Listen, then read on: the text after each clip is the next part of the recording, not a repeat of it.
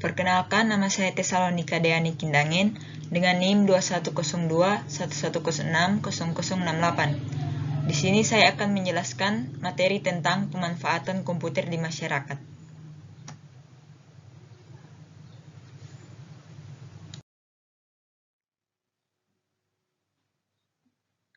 Pengertian masyarakat. Menurut Max Weber, masyarakat merupakan suatu organisasi yang memiliki struktur di mana hakikatnya memiliki nilai-nilai juga harapan pada setiap individunya. Menurut Selo Somarjan, mendefinisikan masyarakat yang berkumpul atau berkelompok bersama dan akan menghasilkan suatu kebudayaan. Menurut Emil Durkheim, mengartikan masyarakat sebagai suatu objektif, perorangan, yang berada dalam suatu perkumpulan atau kelompok.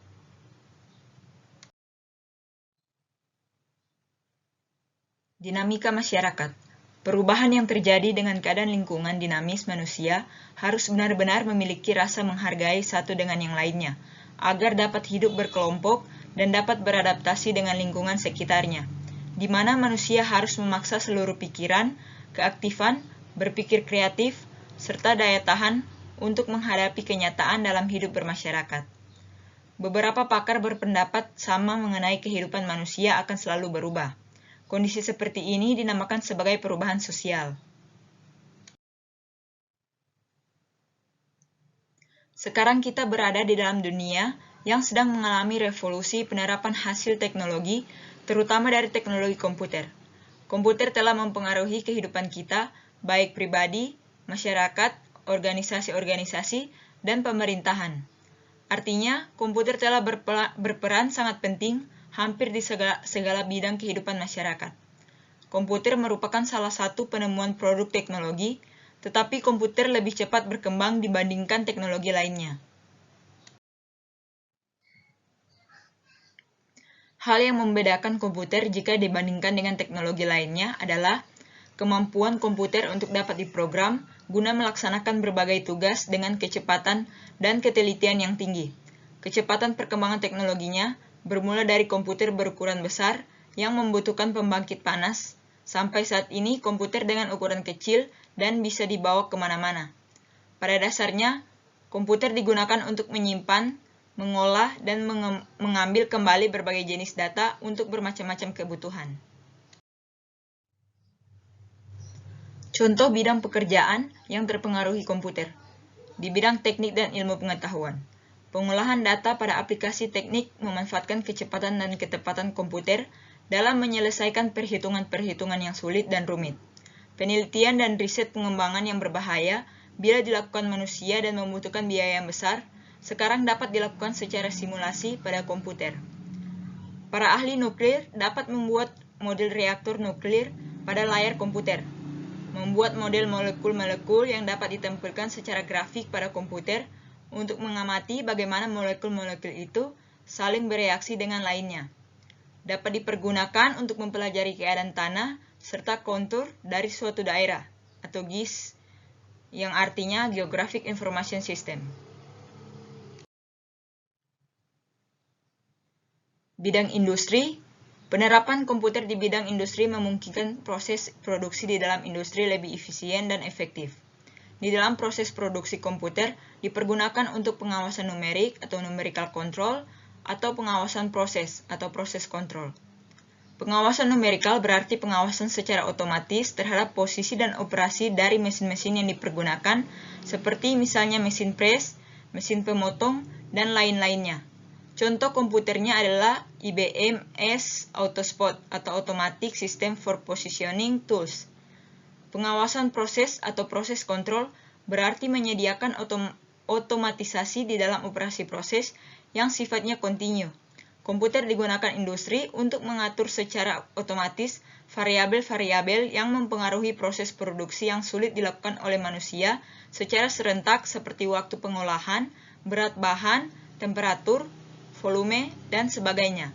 Aplikasinya digunakan untuk produksi baja, penyulingan minyak, semen, makanan, bahan-bahan kimia, dan lain-lainnya. Selanjutnya di bidang perbankan. Komputer dipergunakan untuk menghasilkan informasi baik bagi manajemen, bank sendiri, atau kepada nasabah bank, misalnya melalui ATM atau Automatic Teller Machine dan Internet Banking. Selanjutnya ada bidang pendidikan.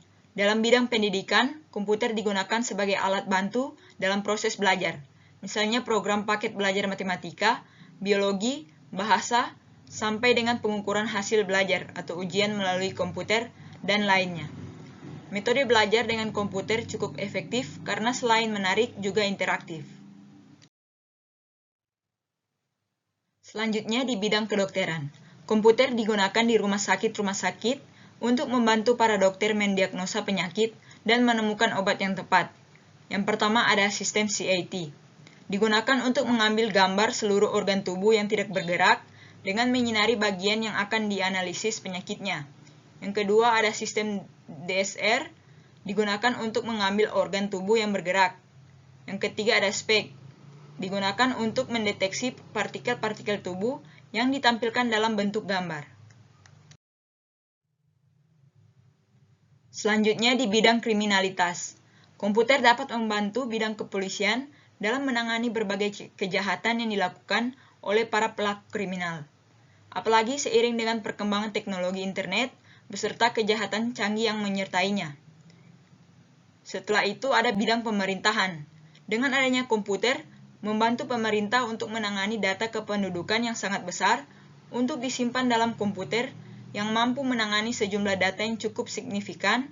Selain itu, dapat digunakan untuk membantu kegiatan pemilihan umum bersifat nasional. Dampak positif dan negatif penggunaan komputer.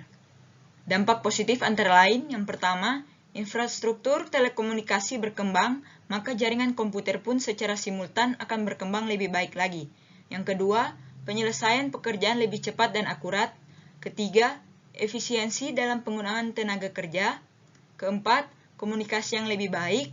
Kelima, transportasi yang lebih cepat dan lebih aman. Adapun dampak negatif antara lain, yang pertama, manusia menjadi budak dari mesin yang diciptakannya sendiri karena beberapa posisi penting dalam pekerjaan diambil alih oleh mesin dengan alasan biaya, kecepatan, dan ketelitian. Yang kedua, kurangnya sosialisasi secara langsung. Dan yang ketiga, data mudah dicuri. Peranan keluarga yang harus diperhatikan. Yang pertama, sosialisasi. Keluarga merupakan hal yang harus dapat merangkul sesama keluarga. Yang kedua, skala prioritas kebutuhan teknologi. Cara ini dilakukan dikarenakannya takut akan terus berkonsumsi pada produk-produk teknologi seperti komputer. Peranan orang tua yang mengharuskan tahu terhadap perkembangan teknologi. Keempat, pembimbingan orang tua kepada anak yang harus selalu diawasi dalam setiap penggunaan teknologi yang dipergunakan, khususnya dalam penggunaan internet. Yang kelima, peranan orang tua yang harus dilakukan adalah merangkul anak atau meluangkan waktu untuk anak agar lebih erat tali hubungan antara orang tua dan anak. Dan yang terakhir, meningkatkan rasa kesadaran pada diri anak untuk memposisikan dirinya dengan benar agar setiap anak dapat memanfaatkan teknologi yang ada dengan benar. Isu-isu penggunaan komputer di masyarakat. Isu sosial. Penemuan dan kemajuan teknologi komputer merupakan sesuatu yang sangat penting dan mendasar. Berbagai jenis komputer telah menempati posisinya dalam masyarakat. Komputer tersebut tidak hanya membantu melaksanakan pekerjaan, akan tetapi mengubah tata cara kerja dan sekaligus menimbulkan tantangan dan permasalahan baru dalam lingkungannya. Isu-isu yang dapat dijabarkan dari meningkatnya penggunaan komputer di masyarakat diantaranya adalah: yang pertama, otomasi industri dan otomasi perkantoran. Yang kedua, telekomunikasi atau jaringan komputer. Ketiga, sistem uang elektronik. Keempat, komputer pribadi. Kelima, profesi pelayanan. Keenam, multimedia. Ketujuh, kecerdasan buatan. Kedelapan, komputer dan hukum. Dan yang kesembilan, internet. Di antara isu-isu tersebut, beberapa jenis dianggap cukup menonjol, seperti pekerjaan. Kesempatan kerja bisa bertambah maupun berkurang. Kedua, kebebasan pribadi. Informasi data pribadi, siapa yang berhak mengakses data tersebut.